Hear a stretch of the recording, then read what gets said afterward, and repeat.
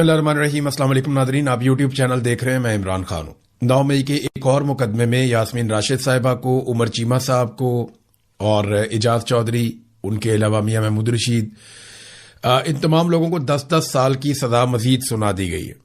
यानी आप देखें पाकिस्तान में किस तरीके से इंसाफ हो रहा है कि एक ही शख्स या एक ही खातून एक वक्त में अलग अलग मुकदमों में गिरफ्तार की जाती हैं और पाकिस्तान की रियासत उन्हें सजा देती है सिर्फ इस जिद में कि हमने इन्हें शिकस्त देनी है। यानी पाकिस्तान के इदारों का एक पॉलिटिकल पार्टी से लड़ना बनता है। पॉलिटिकल पार्टी को अवाम ताकत देते हैं और अवाम उसे बनाती है, जबकि इदारों को अवाम तनख्वाह देते हैं जिस पे इदारे या उसमें काम करने वाले लोग पलते हैं। पॉलिटिकल पार्टी जो है वो मौजूद रहती हैं। यहाँ पे दुनिया में 100-100 साल, 200 साल, इससे ज्यादा टाइम की भी पॉलिटिकल पार्टीज हैं वो काम कर रही हैं, जबकि जो आदमी हैं वो इदारों में आते हैं और फिर चले जाते हैं। इदारे बनते भी हैं, खत्म भी होते हैं, लेकिन पाकिस्तान की रियासत को पूरी तरह कंट्रोल किया गया है मिलिट्री एस्टेब्लिशमेंट के जरिए से, और अब वो लोगों से इंतकाम ले रहे हैं। ये इंतकाम नहीं है तो और क्या है। यानी यास्मीन राशिद आपको दहशतगर्द लगती हैं, कभी सोचिए, या एजाज चौधरी जो इस वक्त बहुत क्रिटिकल सिचुएशन में है अपनी सेहत के हवाले से, क्या वो एक दहशतगर्द है? शाह महमूद कुरैशी साहब को इस केस में बरी किया गया और वो इसलिए भी करते हैं कि लगे कि जनाब हम बड़ा इंसाफ कर रहे हैं, हालांकि ये सारे एक तरह से बेगुनाह हैं। शाह महमूद कुरैशी साहब हर केस के अंदर अगर बाइज्जत बरी होते चले जा रहे हैं तो फिर उन्हें जेल में क्यों रखा हुआ है? आपको याद होगा कि अगस्त 2023 में शाह महमूद कुरैशी साहब को गिरफ्तार किया गया था। मैंने उनकी गिरफ्तारी नहीं देखी, उस वक्त मैं खुद जबरी तौर पर लापता था। तो जब शाह महमूद कुरैशी साहब को अगस्त 2023 से लेकर अब तक गिरफ्तार रखा गया तो किस मुकदमे में रखा गया? हर जगह पे तो वो बाइज्जत बरी हो रहे हैं, हर जगह पे तो उनको छोड़ा जा रहा है। एक दिन उनको बकायदा बेल भी मिल जाती है, फिर भी उनको नहीं छोड़ा जाता। तो एक जुल्म और ज्यादती की दास्तान है जो पाकिस्तान में लिखी जा रही है। और जो लोग कहते हैं कि बातचीत चल रही है, मुज़ाकरात चल रहे हैं, कोई रिलीफ मिलने वाला, कोई चक्कर नहीं है। ये काम है सारा मिलिट्री एस्टेब्लिशमेंट का। मैं आपको लिख कर देता हूं कि किसी सियासतदान में इतनी जुर्रत नहीं है कि वो दूसरे सियासतदान के साथ इस लेवल का जुल्म और ज्यादती करे, क्योंकि हर सियासतदान ये जानता है कि कल को मेरी बारी खत्म होगी और इसकी बारी आ जाएगी। ये पाकिस्तान की मिलिट्री एस्टेब्लिशमेंट ही कर सकती है, जिनके दिमाग में ये बात बैठ गई है कि हमारी बारी हमेशा रहेगी, हम हमेशा इक्तदार में और ताकत में रहेंगे, हमसे कोई इक्तदार और ताकत नहीं छीन सकता। और पाकिस्तान के 70 साल इस बात की गवाही दे रहे हैं। अब ये सियासतदानों पे मुनहसिर है कि उन्होंने बारी बारी मार खानी है या मिलकर इस अफरियत को किसी पिंजरे में बंद करना है। यानी मैं सियासतदानों को भी ये कहता हूं, सहाफियों को भी कहता हूं, जजेस को भी कहता हूं, वकला को भी कहता हूं, सिविल सोसाइटी को भी कहता हूं, तमाम वो लोग जो पाकिस्तान में जी शऊर हैं उन सबको मैं ये कहता हूं, चाहे वो ओवरसीज पाकिस्तानी है, कि बारी बारी सबकी बारी, ये किसी को नहीं छोड़ेंगे, ये सबको मारेंगे। जब तक पाकिस्तान की एस्टेब्लिशमेंट की कमबख्ती नहीं आएगी, जब तक पाकिस्तान की एस्टेब्लिशमेंट की बारी नहीं आएगी, तब तक हर पाकिस्तान की बारी आएगी, हर पाकिस्तानी की बारी आएगी। याद रखिएगा, या तो आप इनके खिलाफ खड़े हो या फिर आप इंतजार करें अपनी बारी का, क्योंकि बारी बारी सबकी बारी। गिलगित बल्तिस्तान में इलेक्शन चोरी हो गया ना, कश्मीर में वो कुछ हो रहा है। कश्मीर में जो भी हो रहा है, एक प्रोपेगेंडा किया जाता है, एक आधा आदमी कोई सख्त जुमला बोल देता है, ओवरसीज पाकिस्तानी या कश्मीर के अंदर कोई जज्बाती नौजवान कोई बात कर देता है, यानी जिसके घर के अंदर लाश पड़ी हुई होगी, जिसके दोस्त को या किसी अजीज को आप मार देंगे, या आप उसे जख्मी कर देंगे अस्पताल के अंदर, या आप टॉर्चर करेंगे, या आप उसी को जख्मी कर देंगे, वो आदमी मुंह से उसके फूल तो नहीं झड़ेंगे ना भाई। लोगों को गुस्सा आता है, लोग रिएक्शन देते हैं। आपने, हुकूमत ने तदब्बुर का, समझदारी का मुजाहरा करना होता है, लेकिन यहां पे उल्टा काम चल रहा है। मिलिट्री एस्टेब्लिशमेंट एक जुमले की तलाश में रहती है, जैसे ही कोई एक जुमला कहीं से मिलता है प्रोपेगेंडे का बाजार गर्म कर देते हैं। तो फिर मैंने अपनी जिम्मेदारी समझी कि मैं देखूं कश्मीरी वाकई पाकिस्तान को तोड़ना चाहते हैं, क्या वाकई कश्मीरी पाकिस्तान के या पाकिस्तान के इदारों के दुश्मन हो गए, क्या वाकई वो पाकिस्तानी अवाम से नफरत करते हैं, और ये जो प्रोपेगेंडा फैलाया जा रहा है शर पसंद है, ये कौन लोग हैं जो इकट्ठे हो गए हैं। तो मैंने वहां पे एक बड़ा मेहरबान है, मैं उनका नाम नहीं ले सकता, लेकिन उनको मैं सलाम पेश करता हूं। उन्होंने इस माहौल में भी जाके वहां पे काम किया, और जिस तरीके से उन्होंने मुझे ये फुटेज भिजवाई, ये गुमनाम आदमी है, इसका बहुत शुक्रिया। एक दिन आएगा कि मैं सबके सामने भी बताने के काबिल होऊंगा कि ये शख्स है, लेकिन मैं अभी उसकी जान को खतरे में नहीं डाल सकता। बहरहाल देखिए कि कश्मीरी जो एहतजाज कर रहे हैं इस वक्त, वो क्या कहते हैं इस प्रोपेगेंडा के बारे में। मैं आम कश्मीरियों की बात कर रहा हूं, یہ سنیے ذرا آپ. جو یہاں پہ مظاہرین بیٹھے ہوئے یہ نہتے کھلے آسمان تلے جو ہے وہ بیٹھے ہوئے ہیں, رات کو وہ سوتے ہیں تو صبح اٹھ کے پتہ لگتا ہے کہ پوری کشمیری قوم دہشت گرد ہے. ہم کسی پاکستانی کے خلاف نہیں ہے, پاکستان کے محنت کش مزدور ہم یہ سمجھتے ہیں کہ وہ ہم سے زیادہ مظلوم ہیں, وہ بھی ہماری اس لڑائی کے اندر شامل ہیں, ہم مل کر یہ لڑائی لڑیں گے. ہمیں جو ہے وہ دہشت گرد ڈکلیئر کر کے ہمارے نہتے لوگوں پر گولیاں برسائی گئیں, اور اس سے واضح پتہ چلتا ہے کہ کون کس کے خلاف ہے. اور پاکستان کل بھی ہمارا بھائی تھا اور آج بھی ہمارا بھائی ہے, ٹھیک ہے. اور یہ لوگ جو ہیں بیچ میں سے آ کے پروپیگنڈے کر رہے ہیں کہ وطن کے لیے آواز اٹھاتے ہیں, تو اگر ہمیں کوئی بھی وطن کہتا ہے تو یہ غدار ہے, تو انشاءاللہ ہم یہ غداری نسلوں تک ہم کریں گے. کسی بندے کو کوئی اسلحہ نہیں ہے, کوئی ویپن تو بغیر آسا نہ تے لوگ بلکہ اسا کول بچے بھی ہیں, بزرگ بھی ہیں اسا کول, ٹھیک ہے. تو پاکستان نے جڑی فورسز آئیاں نے تھا دہشت گردی تو انہوں نے طرف ہونی پی, اسا تو پرامن لوگ ہیں بالکل. یہاں کے عوام ریاست پاکستان کی سالمیت کے خلاف بالکل بھی نہیں ہے. پاکستان کی تمام عوام کو ہم اپنا بھائی سمجھتے ہیں, ہم ان کے دکھ درد کے شریک ہیں, وہ ہمارے دکھ درد میں ہمارے شریک بنے, ہم ان سے یہی مطالبہ کرتے ہیں. حکومت پاکستان نے غلط رنگ دے کر آزاد کشمیر اور پاکستان کی عوام کو لڑانے کی ایک دنوانی سازش کی ہے, ہم اس کی پرزور مذمت کرتے ہیں. اور یہ ہماری تحریک یہ آج بھی جاری ہے اور کل ہمارے بنیادی حقوق ملنے تک یہ ہماری تحریک جاری رہے گی. پاکستانی ہمارے پہلے بھی بھائی تھے, آج بھی ہمارے بھائی ہیں, ان سے ہماری کوئی لڑائی نہیں ہے. ہمارے حقوق جو ہماری ڈیمانڈ ہے وہ اپنی گورنمنٹ سے, اور ہماری لڑائی ان کے ساتھ ہی ہے. روز کی بنیاد پہ لوگ شہید ہوئے ہیں, لوگوں کو زخمی کیا گیا ہے. اس چیز کے خلاف لوگ نکلیں, ہمارا ساتھ دیں, ہماری آواز. جو عوام ہے کشمیر کے وہ پاکستان سمیت دنیا بھر کے عوام کو اپنا بھائی سمجھتے ہیں. ہماری جو لڑائی ہے وہ لوٹ مار کے اس نظام کے خلاف ہے. عوام کے ساتھ ہماری کوئی لڑائی نہیں ہے. لڑائی جو ہوتی ہے وہ ہمیشہ حکمرانوں کے ساتھ ہوتی ہے. عوام کے ساتھ ہماری کیا لڑائی ہے؟ عوام اپنے حقوق کے لیے نکلی ہے, اور انشاءاللہ آخری جدوجہد تک ہم سڑکوں پہ ہی موجود ہیں. نہ پاکستان کے کسی ادارے سے, نہ کسی کے ساتھ ہماری کوئی دشمنی ہے, نہ کوئی جنگ ہے, نہ ہم کسی کے خلاف ہیں. ہم لوگ ایک ہیں, ہم مسلمان ہیں, اور مسلمان ہی مسلمان کو آ کے مار رہے ہیں, اور یہاں نہتے لوگوں پہ گولیاں چلائی جا رہی ہیں. خدا رہا آپ لوگ بھی ہماری آواز دیں.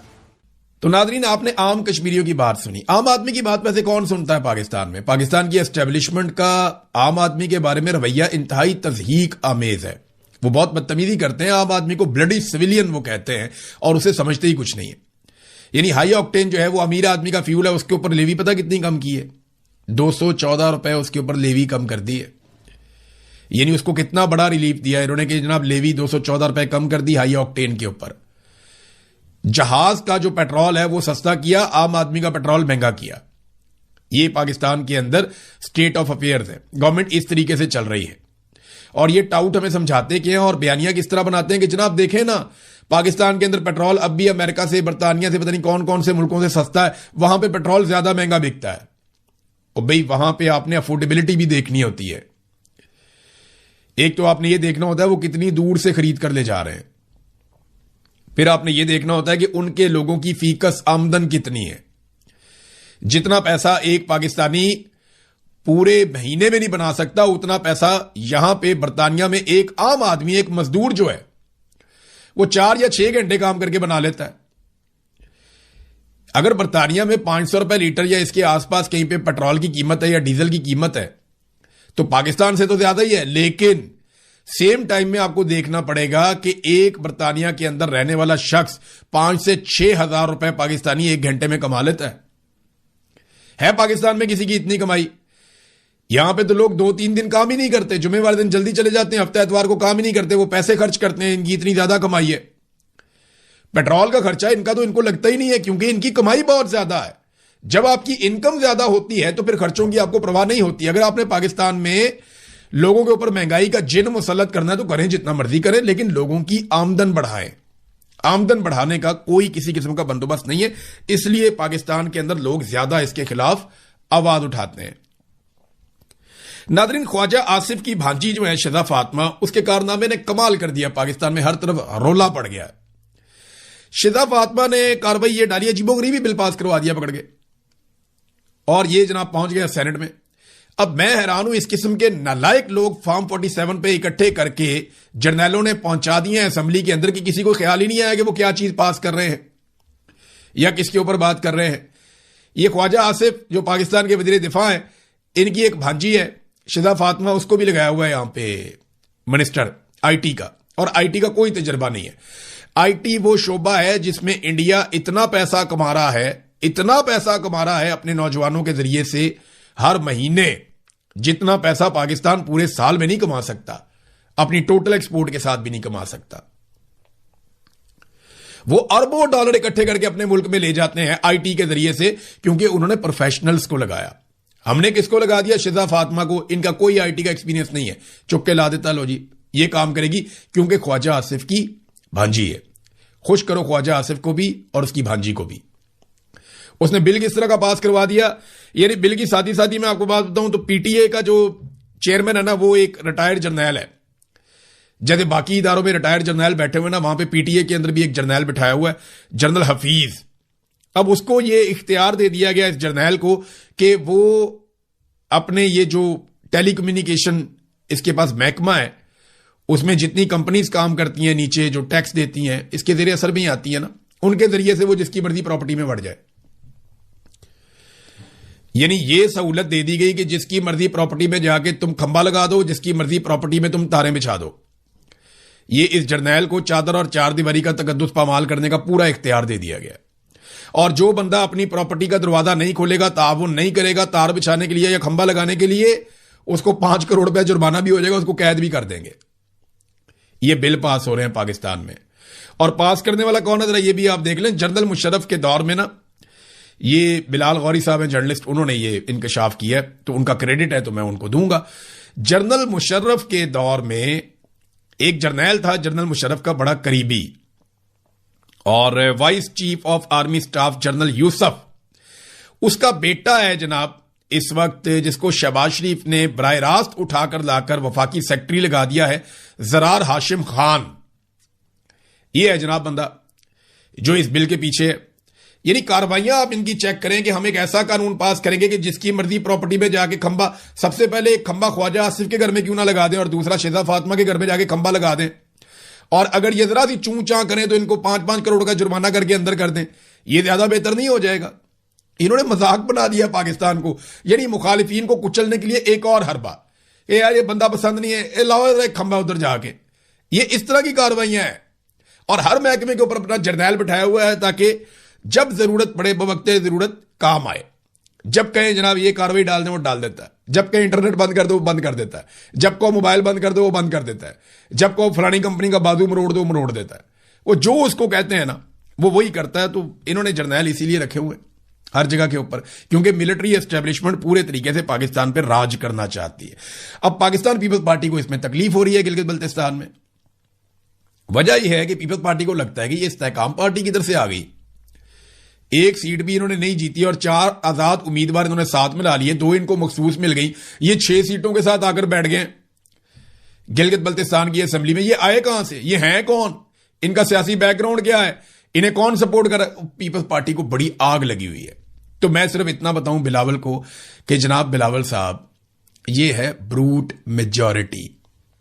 अभी आपने सिर्फ उसकी झलकी देखी है, ब्रूट मेजॉरिटी की।